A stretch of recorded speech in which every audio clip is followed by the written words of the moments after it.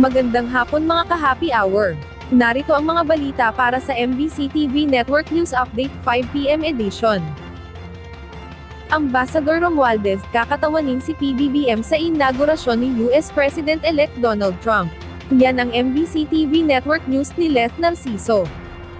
Hindi dadalo si Pangulong Ferdinand Marcos Jr. sa inaugurasyon ni incoming US President Donald Trump sa darating na January 20.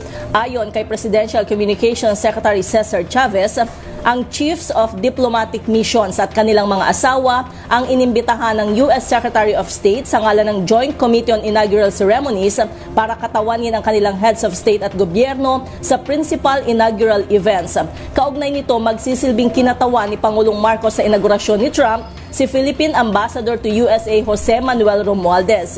Nabatid na sa kasaysayan ng US government, sadyang hindi nakagawian ang pag-imbita ng heads of state sa inaugurasyon.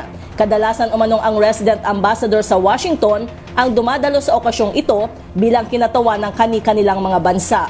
Samantala, sinabi ni Secretary Chavez na wala pang kumpirmasyon kung bibisita si PBBM sa Amerika para makipagkita kay Trump sa mga unang buwan ng 2025. Pero una nang binanggit ng Pangulo na plano niyang makipagkita kay Trump kapag nasa White House na ito. Para sa MBC TV Network News, ito si Les Narciso. Una sa Pilipinas, una sa Pilipino.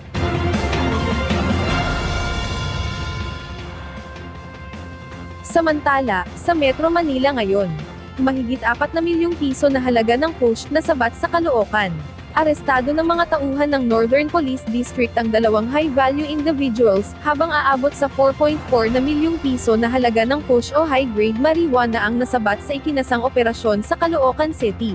Batay sa ulat ni NPD Acting Director Police Colonel Josefino Ligan sa Campo Crame, isa sa mga hindi pinangalan ng sospek ay 21 anyos na lalaki na nakatira sa Deparo, habang ang isa naman ay 27 anyos na lalaki rin na taga-barangay 175. Nakuha sa nasabing operasyon ang nasa mahigit 36 na kilo ng hinihinalang marijuana, kasama na ang push na may street value na 4,453,600 piso.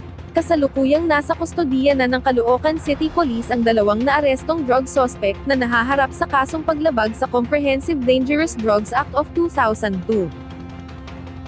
Ating alamin ang mga latest update mamayang alas 5:30 ng hapon sa programang Metro Manila Ngayon, Afternoon Edition.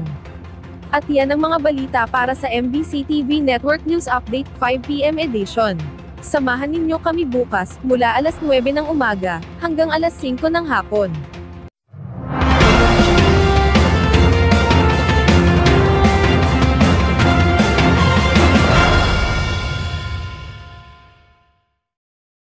Mga ka-happy hour, kung gusto mong manood ang mga balita sa MBC TV Network News Update, mag-subscribe sa aming YouTube channel, i-like ang aming Facebook page, at i-follow sa aming TikTok account.